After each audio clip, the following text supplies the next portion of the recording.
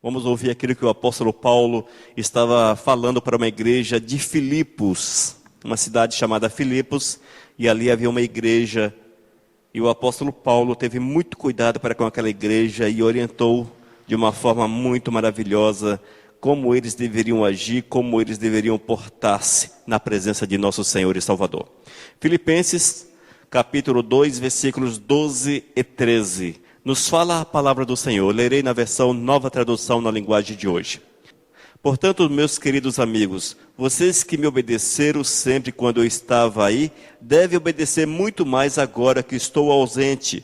Continuem trabalhando com respeito e temor a Deus para completar a salvação de vocês. Pois Deus está sempre agindo em vocês para que obedeçam à vontade dEle, tanto no pensamento como nas ações. Amados, nós sabemos que para aceitar Jesus precisamos fazer o quê?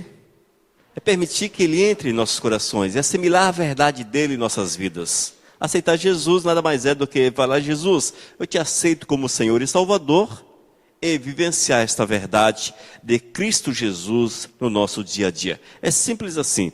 Não há segredos para aceitarmos a Cristo Jesus, e vocês, quando o aceitaram, certamente foi assim também.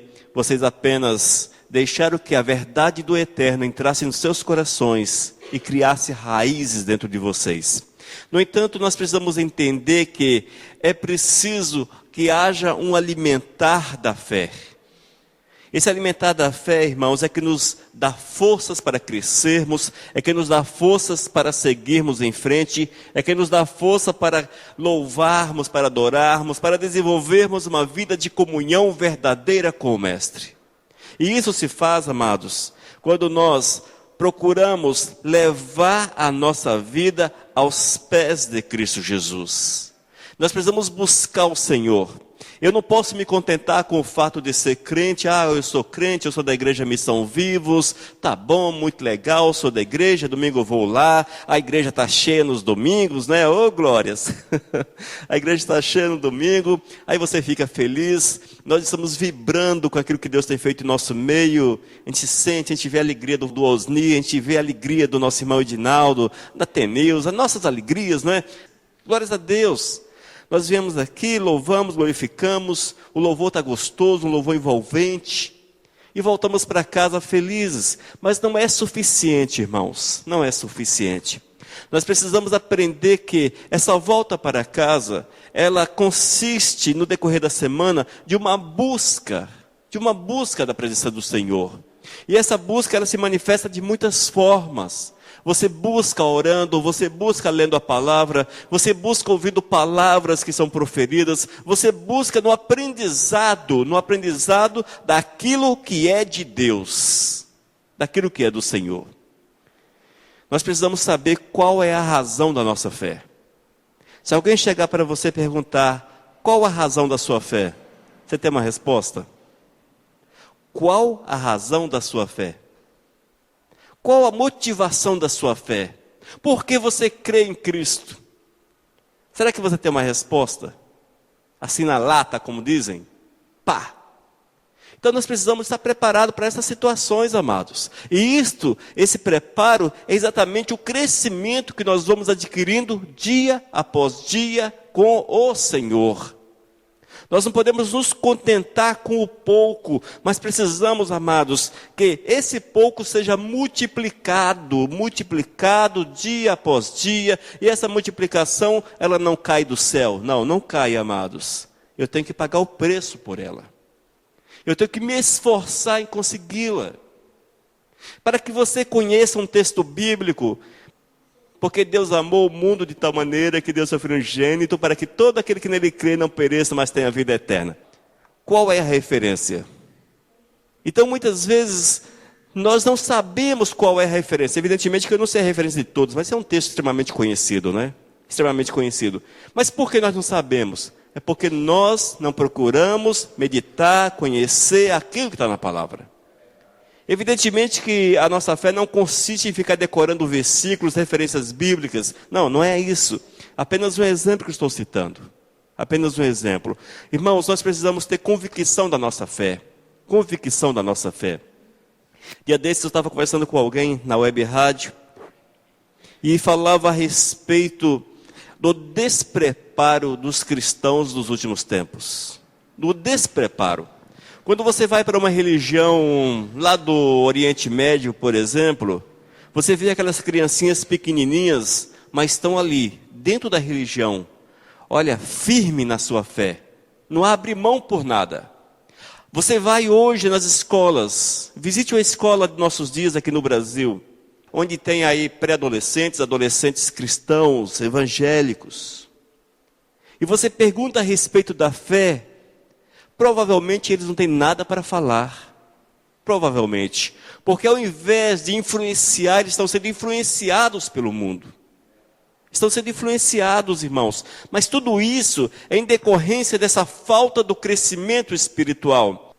E eu falava que um dos grandes problemas da fé cristã é exatamente esta. É não incultar, como está na Bíblia. Incultar na cabeça da criança o ensinamento da palavra de Deus. Nós não temos esse cuidado. Hoje nós temos a televisão, nós temos tanta coisa em que toma o tempo da criança. E não pense que isso é de graça. Os desenhos animados, por exemplo, estão ensinando as crianças a serem satanistas. Olha só o que passa na televisão. Veja, qual é a mensagem que esses desenhos estão passando hoje? Não é a mensagem de Deus, não é a mensagem de Cristo. Os desenhos animados não ensinam para as crianças, porque Deus é amor, porque você precisa fazer a vontade do Senhor. Não fala isso. Mas quando não ensina satanismo de forma clara, contundente, ensina aquilo que é desse mundo. E nós precisamos ter cuidado com tudo isso, porque o diabo, a Bíblia diz que ele é astuto, muito astuto, e ele sabe como ensinar, e ele sabe como dominar esse mundo. Falta-nos esse discernimento, esse acordar para aquilo que é lá dos céus. É o buscar, como diz o apóstolo Paulo para a igreja de Filipos. É o buscar, irmãos, buscar a presença do Senhor. No versículo 12, lá no finalzinho diz: continue trabalhando com respeito e temor a Deus, para completar a salvação de vocês. Pois Deus está sempre agindo em vocês, para que obedeçam à vontade dEle, tanto no pensamento como nas ações. Então é isso que Deus requer de cada um de nós, irmãos. Nós precisamos dia após dia nos policiarmos, dia após dia, analisar a nossa vida, refletir a respeito de nossos atos, das nossas ações, para ver se estamos fazendo a vontade do Senhor, se estamos agindo em conformidade com os princípios, com a vontade do Todo-Poderoso. Nós precisamos, irmãos, buscar. Evidentemente que isso demanda tempo na nossa vida, requer que nós estejamos dedicando a nossa vida ao Senhor, mas é assim mesmo. Outro aspecto que nós precisamos entender é que quando nós aceitamos a Jesus, falando para Ele: Jesus, a minha vida é tua, eu estou entregando a minha vida para Ti. Eu já falei aqui uma vez a respeito do escravo da orelha furada. Alguém já ouviu essa expressão, escravo da orelha furada? Ninguém nunca ouviu? Então vocês não estavam presentes, não ficou muito clara quando eu falei isso, acho que eu falei no meio de uma palavra. Mas o que é o escravo da orelha furada?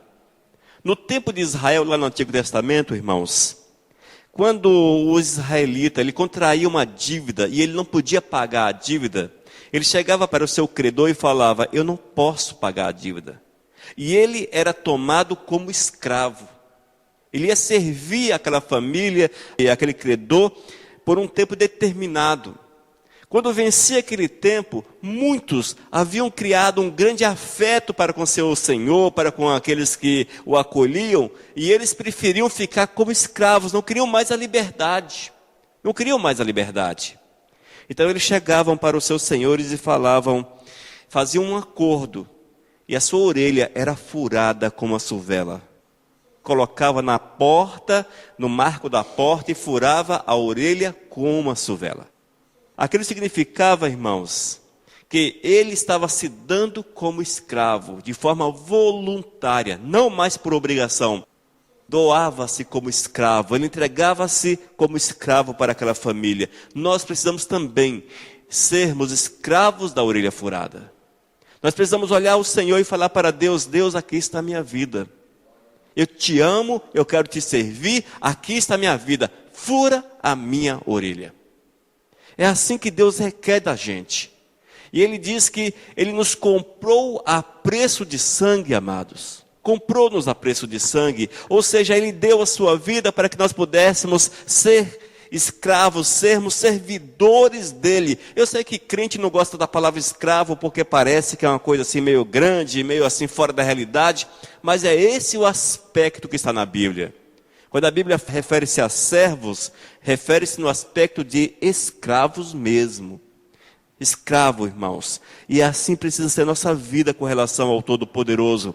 E quando nós nos doamos dessa forma, entendemos essa verdade e nos doamos para o Todo-Poderoso, aí Ele entra na nossa vida e Ele muda por completo a nossa forma de enxergar as coisas, a nossa forma de entender este mundo. E nós vamos entender, vamos compreender que não há nada que seja mais importante, nada que seja mais precioso, e vamos viver a vontade do Eterno a cada instante, a cada minuto da nossa existência. Amém, amados? Evangelho de João, capítulo 3, versículos 4, 5 e 6. Nós vamos ler esses textos. Nicodemos perguntou: como é que um homem velho pode nascer de novo? Será que ele pode voltar para a barriga da sua mãe e nascer outra vez? Jesus disse: eu afirmo ao Senhor que isso é verdade. Ninguém pode entrar no reino de Deus se não nascer da água e do Espírito. Quem nasce de pais humanos é um ser humano de natureza humana. Quem nasce do Espírito é um ser de natureza espiritual. Por isso não fiquem admirados, porque eu disse que todos vocês precisam nascer de novo. Amém, amados? O novo nascimento. O novo nascimento, amados, é uma realidade na vida do homem, da mulher que ama Cristo Jesus. Estava Jesus ali reunidos e chegou Nicodemos diante dele, perguntou: Jesus, o que preciso para ser salvo? E o Senhor disse para ele que era necessário nascer de novo. Ele não entendeu, irmãos. Ele não compreendeu essa história de nascer de novo. E ele pensou: será que eu preciso entrar na barriga da minha mãe novamente? Para um novo nascimento? Mas o Senhor Jesus não falou nesse aspecto. Mas falou no aspecto, irmãos, que nós precisamos nascer da água e do Espírito, amado. Nascer da água e do Espírito. Ou seja, eu preciso aceitar Jesus como Senhor e Salvador e passar pelo batismo para que eu nasça para o Senhor. Nós já falamos aqui algumas vezes que o batismo, ele é uma bandeira que nós levantamos e declaramos que somos de Cristo Jesus. Quando nós nos batizamos, irmãos, nós estamos falando: olha, eu sou do reino da luz, eu deixei de ser do reino das trevas, agora eu sou de Cristo, agora eu sou do Senhor. É para isso que serve o batismo na vida da gente. E todos aqueles que aceitam a Cristo e passam pelo batismo, o Eterno os recebe como filho, e esses passam a fazer parte do reino de luz, do reino do Senhor. Evidentemente que para que a pessoa vá ao céu, não necessariamente é preciso o batismo, claro que não. Mas há uma orientação do Senhor para que todos aqueles que o aceitam, que nascem de novo, passe pelo batismo. É um símbolo, irmãos, que significa que você morreu, foi sepultado e ressurgiu para o Senhor, ressurgiu para o Todo-Poderoso. É isso que significa o batismo. Aí você pode perguntar: mas o batismo é aquele que derrama água na cabeça? É aquele que mergulha? Qual é a forma de batismo? A palavra batismo que está na Bíblia significa mergulho.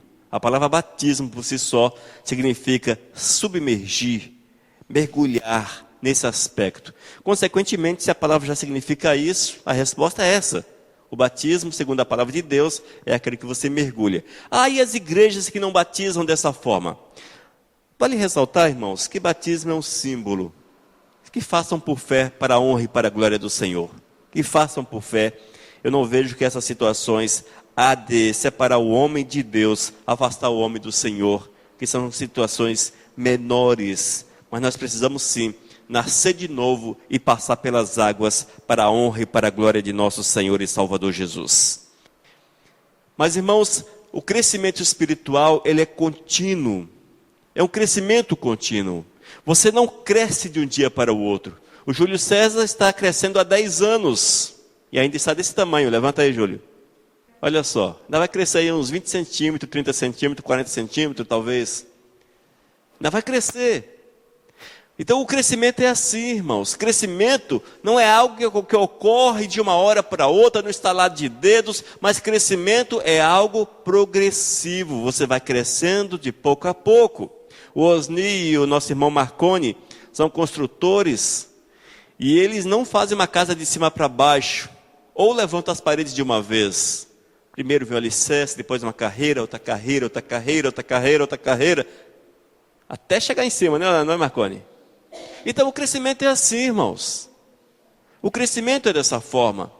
Nós não podemos querer crescer de cima para baixo, não. Você tem que conhecer a palavra, mergulhar na palavra, estudar a palavra, estudar e ler a palavra.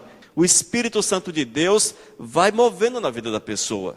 Nós falamos ler porque a palavra de Deus é para ser lida, mas pode ser ouvida também. Mas pode ser ouvida, com certeza.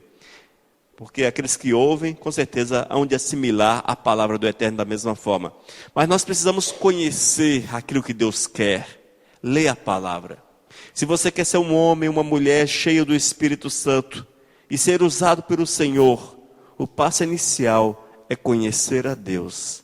E conhecer a Deus é lendo a palavra, é meditando nas Sagradas Escrituras. E dessa forma nós vamos ver aquilo que o Senhor tem para nós.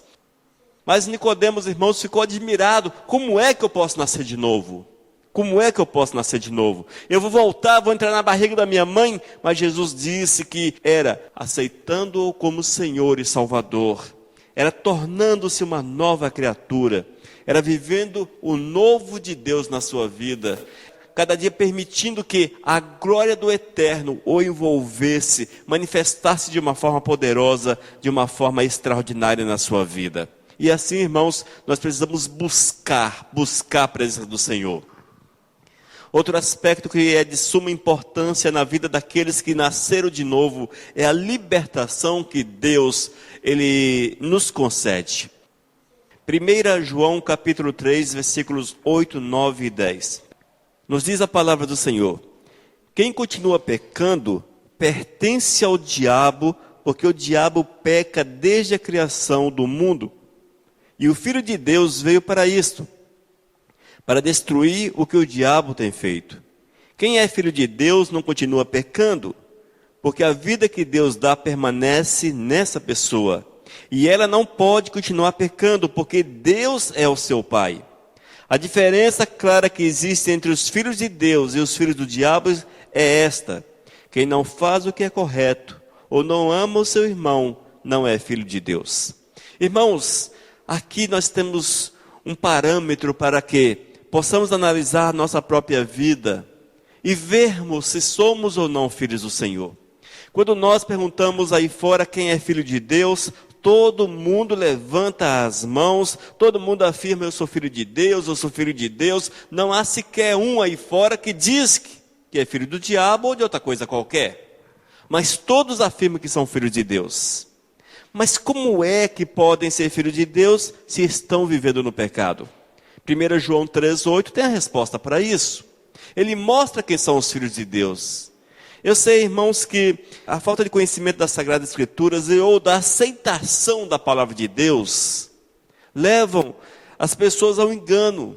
Porque muitas pessoas até leem esse texto, mas elas conseguem encontrar um jeitinho brasileiro para se justificar.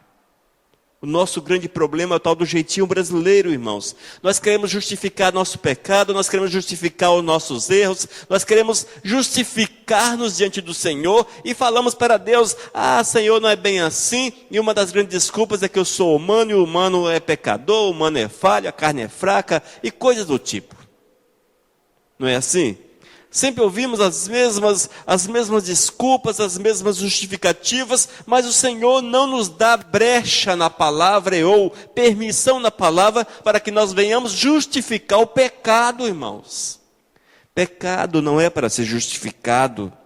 Nós não podemos de forma alguma justificar pecado, seja ele qual for, irmãos. Pecado é para passar pelo arrependimento e a devida confissão. É assim que está na palavra. Aquele que tem pecado, que se arrependam. Aqueles que têm pecado, que confessem os seus pecados para receber de Deus o perdão. É assim que funciona, não há outra forma. E nós não podemos nos deixar enganar, irmãos, achando que há um jeitinho, que há outra forma, que há outro meio para que nossos pecados sejam perdoados ou para que Deus releve a nossa situação pecaminosa. Mas não existe. Pecado só tem uma finalidade: ser lavado pelo sangue de Cristo Jesus. O pecado na vida do servo de Deus, ele precisa ser lavado pelo sangue de Cristo Jesus. Nós temos visto que as pessoas têm muitas desculpas, muitas justificativas. Tem pessoas que dizem: você acha que Deus, que é amor, vai me deixar sofrer no inferno a vida toda, a eternidade toda? Você acha que Deus vai me deixar sofrer? Eu que sou filho dele? Ele vai dar um jeitinho para mim, mais ou menos assim. Mas irmãos, esta é a visão que o diabo tem colocado na vida das pessoas. Porque aquilo que Deus diz é exatamente o contrário. Ele coloca que toda sorte de pecado afasta o homem do Senhor. O interessante é que Deus, ele é amor. Sim, Deus é amor, ele é a essência do amor, ele é o próprio amor. Mas algo que as pessoas esquecem é que Deus também é a própria justiça. Deus é a própria justiça. Ele é justiça, ou seja, Deus não pode tornar-se injusto para justificar você ou para aceitar o teu pecado. Se ele já disse que ele não aceita, é como se eu chegasse para a Tenilza e falasse: Tenilza, olha, a partir de hoje verde é verde. Aí eu chego para o nosso irmão Edivaldo: olha, Edivaldo, a partir de hoje verde é amarelo. Quando você vê amarelo, não é amarelo, é verde. Aí eu chego para Edinaldo: Edinaldo, olha, verde é vermelho. Quando você vê vermelho, na verdade você está vendo verde. E essas coisas assim, entendeu?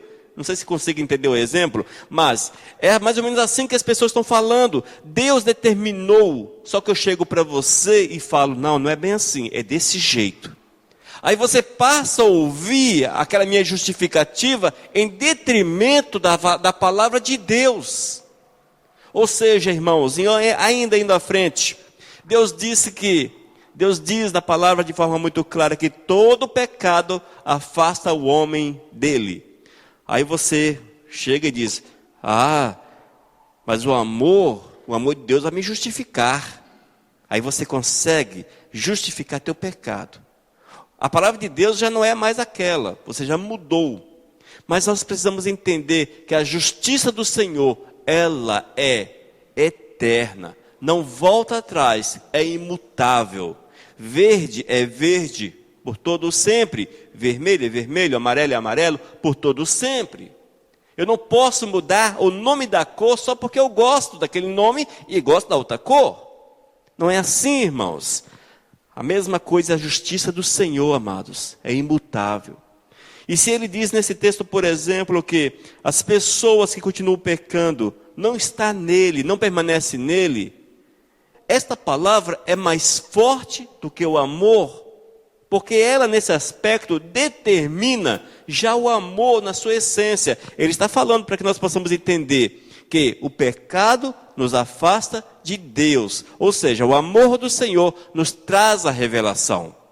Se eu não atendo a revelação, mas eu quero viver no pecado, eu estou ferindo princípios de Deus, eu estou indo contra a justiça dele. E, consequentemente, estou pecando. Então, o amor do Senhor não vai justificar-me, porque eu estou contrariando a vontade dele. Mas, amados, essa é a verdade do Senhor. Nós precisamos entender essa realidade e viver a verdade do eterno. Nós precisamos nos livrar, irmãos, de toda sorte de pecado, porque o pecado afasta o homem de Deus. O que é o pecado? Os vícios, os palavrões da vida, o roubo, a mentira, as obras da carne que está em Gálatas capítulo 5. Nós precisamos erradicar isso da nossa vida. Precisamos retirar isso da nossa vida, eliminar por completo toda sorte de pecado. Aí você fala, mas assim eu vou virar santo? Pois é, Deus disse que você deve ser santo. Então é mais ou menos por aí. É para virar santo mesmo, irmãos. É para virar santo. E essa concepção de santo, amados, não é aquela da Igreja Católica de colocar o santo, a imagem no altar.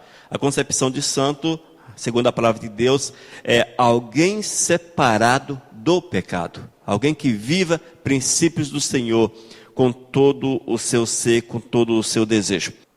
Com relação a essa questão de todos são filhos do Senhor, explicando que todos somos criaturas de Deus, é diferente. Filhos e criaturas. Todo ser humano que há sobre a face da terra são criaturas de Deus. Por que são criaturas? Deus criou Adão e Eva e somos deles descendentes. Com certeza somos criaturas. A filiação, irmãos, ela vem através de Cristo Jesus. Através de Cristo. Nós só podemos ser filhos se formos enxertados na oliveira verdadeira, como está na palavra, não é? Nós precisamos ser enxertados no Senhor Jesus Cristo, para que assim possamos sermos filhos do Senhor. O interessante é que a palavra nos diz que nós somos adotados. Interessante isso. Nós somos filhos adotivos do Todo-Poderoso. Porque os filhos naturais deveriam ser aqueles de Israel, que rejeitaram a Jesus e pediram a sua morte na cruz. Nós que éramos gentios. Vale ressaltar, irmãos, algo interessante. Nós, que não somos judeus, a Bíblia chama-nos de gentios. Quem já leu a palavra gentil na Bíblia? Com relação ao povo. Ao povo gentil, aqueles que eram gentios. Todo mundo já leu, não é isso? Gentios eram aqueles que não eram judeus. Que não eram judeus de nascimento. Então eles eram considerados como gentios e a nossa situação. Nós somos gentios porque não somos judeus de nascimento, porém nós somos adotados e feitos em filhos de Deus e hoje somos Israel do Senhor. Então essa é a realidade. Todos são criaturas do Eterno, porém aquele que abraça o Senhor e aceita a vontade de Deus nas suas vidas, esses são feitos em filhos. Mas irmãos, uma das palavras-chave da Igreja Missão Vivos é santificação. Não é verdade? Nós temos falado muito a respeito de santificação. Quando nós lemos, por exemplo, Hebreus 12, 14, eu quero que vocês abram, Hebreus 12, 14. Nós vamos ler a respeito da orientação de Deus para o ser humano com relação à santificação. Hebreus capítulo 12, versículo 14, que nos diz: segui a paz com todos e a santificação, sem a qual ninguém verá o Senhor. Amém? Mais uma vez. Segui a paz com todos e a santificação, sem a qual ninguém verá o Senhor. Sem o que, irmãos? Sem santificação, amados. Mas santificação é exatamente isso, é um conjunto de ações que nos separa do pecado e nos aproxima de Deus. Um conjunto. A irmã disse que é consagração, a irmã disse que é consagração, a Marconi já esqueceu o que foi. Mas todos... caminhar com o Senhor, isso. Todos responderam diferente talvez, porém, santificação é isso, amados. É nós fazermos a vontade do Senhor, consagrando, andando, não pecando, separando desse mundo. E é isso que é a santificação, e é isso que Deus requer de cada um de nós. Por exemplo, não adianta você ser membro da Missão Vivos, dessa igreja bonita, gostosa, agradável, se você vive no pecado. Você vai para o inferno sendo membro da Missão Vivos, entendeu como é? Então não adianta, nós temos que sermos membros do reino dos céus. Para sermos membros do reino dos céus, é preciso santificar-nos. Eu falei há pouco a respeito dessa questão da nossa juventude hoje. Nossos pré-adolescentes, adolescentes, precisam ler a Bíblia, tem que ler a palavra de Deus. Tem que ler, tem que meditar na palavra. Mas não sei o que, minha mãe não me ensina. Olha só. A partir do momento que o camaradinha sabe o que é certo e errado, ele já responde diante de Deus. Ele já responde. Quando eu era mais jovem, nós fazíamos parte de uma igreja e que nós temíamos o pastor. Era um negócio interessante isso. Nós tínhamos medo do pastor. As pessoas faziam as coisas escondidas para o pastor não ver. O temor era do pastor. A gente não tinha temor de Deus no coração. Olha, cuidado pastor, hein? O pastor pode ver. Não fala para o pastor. Aí quando a pessoa saía da cidade, pronto, porque não tinha pastor para ver, aí ficava fácil. Mas irmãos, isso é um conceito equivocado. Porque o conceito é que Deus, Ele sonda os nossos corações, Ele vê todas as coisas e nada escapa aos olhos do Eterno. Amém? E santidade é esse conjunto de situações. Nós precisamos fazer aqui dentro da igreja, no meio da família, mas lá nos Estados Unidos, da mesma forma, sozinho lá nos Estados Unidos, você tem que agir em santidade, da mesma forma. O Marconi lá no Viático, trabalhando, batendo prego lá, tem que ser em santidade. Tem a nossa irmã ver, ou outras pessoas verem. Ele tem que estar ali com a mente pura, com o coração puro, com os bons pensamentos. A santidade é isso, irmãos. É que nós possamos ter os pensamentos de Cristo, vivermos Cristo a cada instante, a cada minuto da nossa vida. Mas pegando aqui a questão dos adolescentes, que fugimos um pouco aqui, só para fecharmos. Júlio César tem 10 anos e você tem quantos anos, Filemão? E o Filemão tem 13 anos. Júlio César com 10 sabe o que é pecado. Filemão com 13 sabe o que é pecado. Ambos já respondem diante de Deus pelos seus atos. Mas são infantis. Irmãos, tem um país aí para o lado do Oriente Médio, que uma criança com 7 anos, ela tem maioridade penal. 7 anos. Maioridade penal. Ou seja, aquele país entende que uma criança com 7 anos de idade sabe muito bem o que está fazendo. Em relação ao pecado, se forem instruídos na palavra, com certeza muito mais, porque é mais fácil você saber o que é pecado e o que não é pecado, do que talvez uma ação aí na rua, que às vezes foge um pouco dessa compreensão. 1 Coríntios, capítulo 14, versículo 1. Segui o amor e procurai com zelo os dons espirituais, mas principalmente que profetizeis. Irmãos, esta é uma necessidade nossa. Nós precisamos buscar cada dia mais a presença do Senhor e nos deixar, irmãos, nos deixar dominar pelo Espírito Santo de Deus, a ponto de sermos usados por Ele. O Senhor, queridos, não chamou-nos apenas para ficarmos sentados numa cadeira, ouvindo a pastora Teneuza falar, mas nós precisamos entender, irmãos, que cada um de nós temos o chamado do Senhor e Deus tem um propósito na vida de cada um. E Ele diz que precisamos buscar, irmãos, buscar essa presença do Senhor. Portanto, esforcem-se para ter amor. Procure também ter dons espirituais, especialmente o de anunciar a mensagem de Deus. Li na versão Nova Tradução na linguagem de hoje. Nós precisamos ter esse conhecimento, buscar o conhecimento da palavra, para que nós possamos ter sempre uma palavra de salvação, uma palavra de ministração aos corações. Nós não podemos, irmãos, ficarmos satisfeitos apenas por virmos à igreja, mas temos que nos deixar dominar pelo Espírito, para fazermos de alguma forma a vontade do Senhor. Amém? Que seja testemunhando em algum lugar, falando do amor de Cristo Jesus. Você quer ver uma coisa? O que é mais importante para a gente? Meu irmão Edinaldo, o que é mais importante para você? O mais importante? Deus, no caso, né? Marconi, mais importante para você? Deus, né? Para você também, Cleidimar? Para você, Osni? O Senhor nos diz que devemos colocá-lo em primeiro lugar na vida da gente. Quando alguma coisa é importante para a gente, nós temos prazer nisso, não é verdade? Já analisou? Você tem um filho e ele é importante para você, aí você conta, meu filho hoje sorriu, que bonitinho, sorriu. Deu o primeiro passinho, aí você conta para todo mundo, vai no Facebook, meu filho deu o primeiro passo, Se vai com a câmera, aí você ainda coloca no YouTube ainda, aquela coisa toda. Primeiro passinho do meu filho. Não é? Por quê? Porque o filho para você é importante.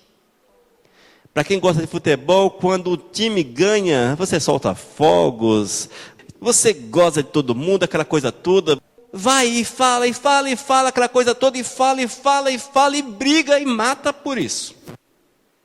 Mas, irmãos, o que é importante para a gente de fato? O que é importante? O que é importante? Não é Deus? Já notou que Deus é importante para a gente, mas nós não damos aquela importância para Ele? Ele é importante para a gente, mas nós não damos a importância devida a Deus. Quando você está no trabalho, aí você fala de 10 Mandamentos, que é a novela da Record, você fala da Babilônia. Quando é na roda aí dos homens, no final de semana a rodada de futebol é comentada. Outro tema, a Dilma, que está sempre em foco nesses últimos tempos, todo mundo fala da Dilma, todo mundo posta coisa da Dilma, e fica nessa história toda aí, e conversa, mas nós não temos a mesma disposição para falar de Deus, irmãos. Nós não temos a mesma disposição. Nós achamos que Deus é importante para a gente, mas nós não damos a importância devida a Deus na nossa vida. Isso é uma forma de hipocrisia, amados. Uma forma de hipocrisia. De fato, irmãos, eu não quero aqui emitir julgamento, longe de mim isso. E eu estou falando para mim mesmo. Eu atiro no meu pé sempre, viu, amados? Vou falar isso desse jeito para vocês. Eu atiro no meu pé, porque é o Espírito que fala e eu aprendo com aquilo que o Espírito Santo de Deus fala. E eu sou bem humilde para falar isso para vocês. Mas, se nós amássemos Deus de fato, como Paulo amou, por exemplo, você teria um foco na tua vida, viver Deus. Viver Deus. E esse viver Deus, você deixaria todas as demais coisas em segundo plano. E teríamos essa igreja, por exemplo, hoje cheia. Por quê? Porque nosso foco seria viver Deus. Viver Deus. Mas nós vivemos Deus mais ou menos assim. Deus para a gente é como o trabalho, que eu posso tirar um atestado e apresentar o atestado, e o trabalho, o patrão vai me dar uma folga. Posso falar para o patrão, olha, amanhã eu não posso ir. Nós vemos Deus dessa forma, como alguém que a gente pode manipular, irmãos. Mas é Deus que deve manipular a nossa vida. E Deus precisa estar no centro da nossa existência em todos os aspectos. Ali dentro do quarto, só ali dentro do quarto. Lá no trabalho, no meio da roda dos escarnecedores. Porque às vezes o trabalho em Salmo 1 já fala da roda dos escarnecedores, e o nosso irmão Edinaldo que trabalha com um tantão de gente, né, Edinaldo? Aquele tanto de homem que fala um monte de bobagem, não é assim? E se não tiver cuidado, ele também entra no ritmo. Então nós precisamos ter cuidado, porque Deus precisa estar no centro da nossa vida a cada instante, a cada minuto. Amém, gente? E é isso que o Senhor quer que nós vivamos, irmãos. Vivamos a palavra de Deus e sejamos santos e honremos o Criador com todas as forças do nosso ser. Assim vamos crescer e vamos alcançar a estatura do varão, e o varão é Jesus Cristo. E seremos cheios do Espírito Santo e usados por Ele para a honra e para a glória do Senhor. Amém?